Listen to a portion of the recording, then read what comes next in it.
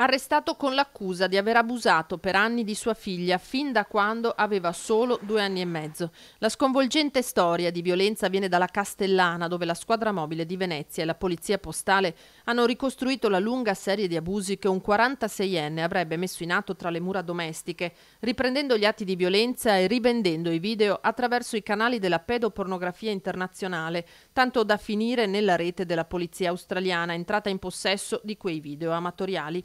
Nei filmati a cui sono poi arrivati gli investigatori australiani, il 46enne si vedeva in faccia e parlava italiano.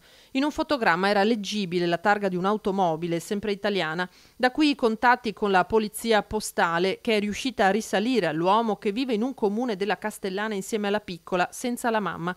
Gli abusi sarebbero andati avanti da quando la bambina aveva 2 anni e mezzo a quando ne aveva 4. Il padre, un insospettabile, è stato arrestato su ordinanza del giudice di Venezia Massimo Vicinanza, che ha accolto le richieste dei PM antimafia Giorgio Gava e Roberto Terzo.